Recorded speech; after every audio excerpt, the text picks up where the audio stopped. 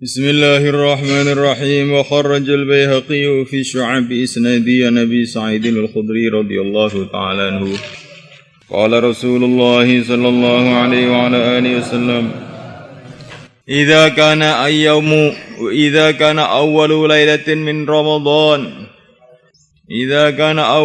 bila telah ada awal malam min Ramadan dari bulan Ramadan futtihat maka dibuka abwabus sama pintu-pintu langit.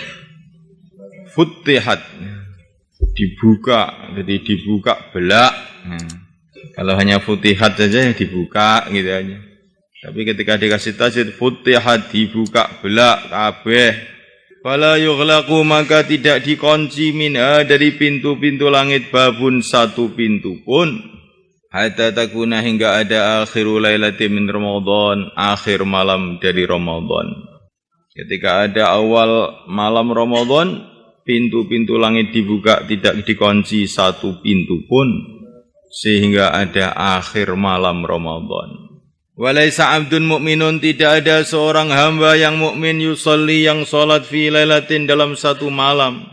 Fiha dalam malam-malam Ramadan itu illa kataballah kecuali Allah menulis lahu untuknya alfan wa khamsimi'ati hasanatin. Alfan wa khamsami'ati hasanatin. Illa kataballah kecuali Allah menulis lahu untuknya alfan wa khamsami'ati hasanatin. 1.500 kebaikan. Bikuli sajdatin dengan setiap sujud. Wabana dan Allah membangun, bukan bunia. Wabana dan Allah membangun lahu untuknya baitan satu rumah fil jannati dalam surga. Min yaqutatin hamra dari batu yakut yang merah.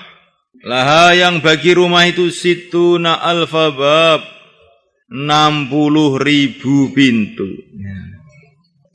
Likulli babin bagi setiap pintu minha dari 60.000 pintu itu qasrun satu istana min dahabin dari emas muwasyahun yang dipatik yang dipinggiri biyaqutatin hamra dengan batu yakut yang merah.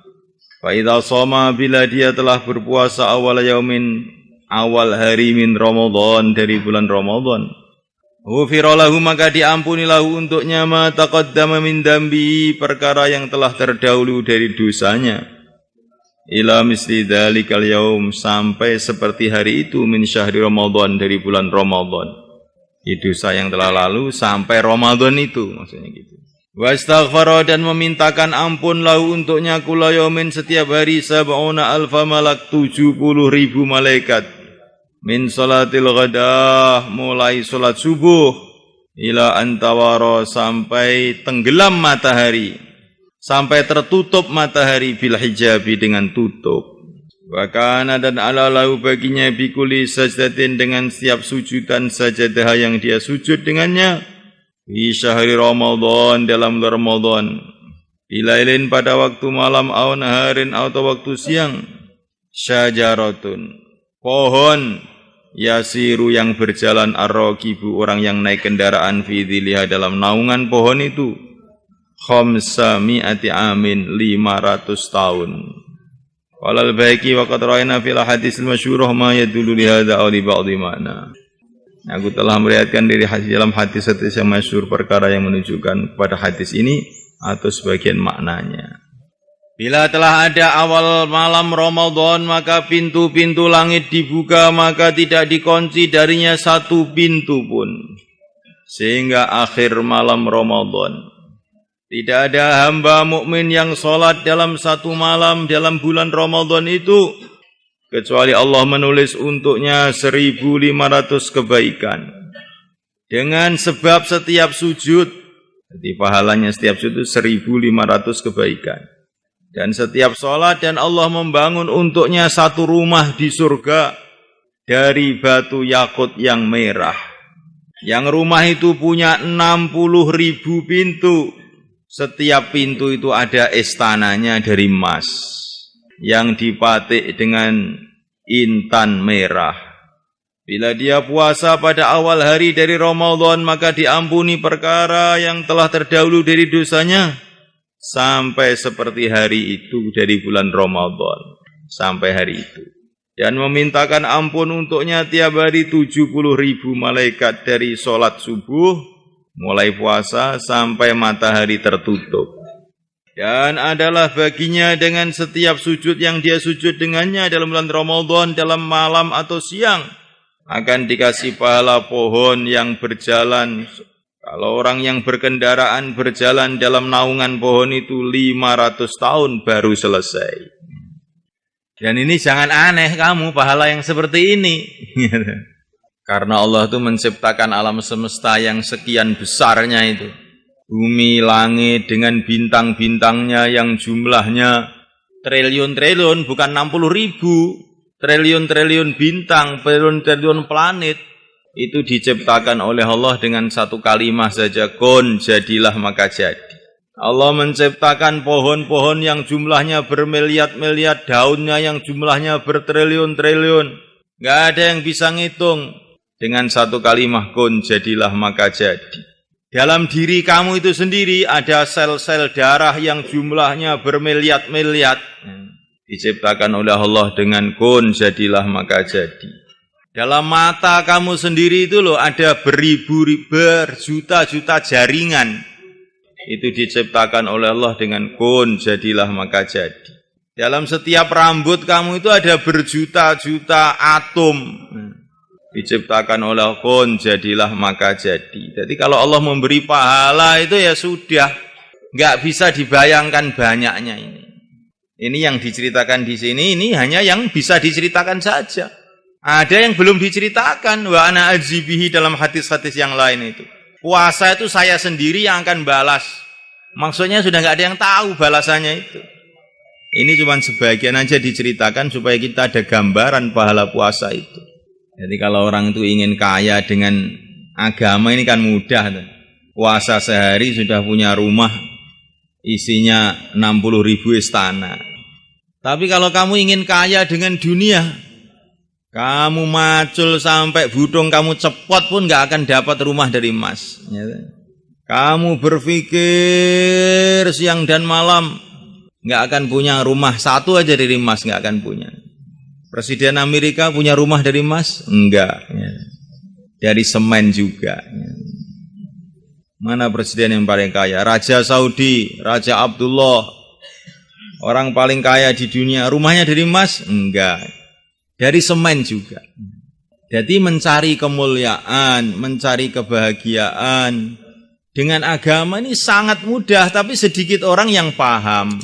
Tapi kalau mencari dunia ini sulit, tapi banyak orang yang semangat. Maka nanti di akhirat tuh orang tuh menyesal. Ngerti dunia itu hasilnya begini, habis kosong, nggak ada apa-apanya. Ngerti amal tuh hasilnya kayak begini. Wah, dulu saya akan amal sudah. Nggak ingin apa-apa selain amal. Tapi ini hidayah. Istilahnya orang Jawa itu kalau namanya orang tidak pangkatnya jadi raja, dikasih mahkota, lehernya ya malah keselio sakit. Marah-marah, ini kok berat sekali kopiah ini. Sehingga dicepot itu mahkotanya dibuang. Gak kuat, gak pangkatnya. Jadi dikasih kemuliaan itu malah gak seneng. Memang orang hina itu memang cita-citanya yang hina-hina. Orang hina. Jadi tidak setiap orang itu punya cita-cita yang mulia itu tidak punya. Ada orang punya cita-cita yang mulia, ada orang yang punya cita-cita hina. Lah orang iman inilah yang sebetulnya iman yang punya cita-cita mulia itu. Lah orang disuruh milih antara dunia yang 60 tahun, akhirat selama-lamanya. Lah kok milih dunia? Ini gimana? Ini kan orang nggak waras tuh sebetulnya. Kamu pikirkan. Suruh milih rumah dari gubuk, kayu, semen, beton eser. Disuruh milih dengan rumah dari emas, intan yang selama-lamanya. Milih yang gubuk. Nah coba bayangkan. Loh yang nyuruh milih itu Allah SWT sendiri, malah milih yang jelek. Disuruh milih antara jadi raja di dunia dengan raja di surga, milih di dunia. Disuruh milih dekat dengan manusia apa dekat dengan yang menciptakan manusia, pilih dekat dengan manusia. Disuruh milih dekat dengan presiden apa dekat dengan yang menciptakan presiden, milih yang hina. Saya ingin kenal Pak Presiden saja. Nah, ini kan sebetulnya orang yang nggak benar tuh pikirannya itu. Tapi karena temannya banyak, akhirnya itulah yang dianggap benar. Ya, orang itu kalau orang sudah gila dan temannya banyak, maka dia dianggap waras. Kalau yang waras malah dianggap gila. Jadi penilaian manusia itu terpengaruh dengan jumlah. Kalau kamu di Irian di tengah hutan sana pakai celana, pakai baju, pakai kopiah, maka orang-orang Irian yang di tengah hutan itu malah heran, kok enggak sumuk ya?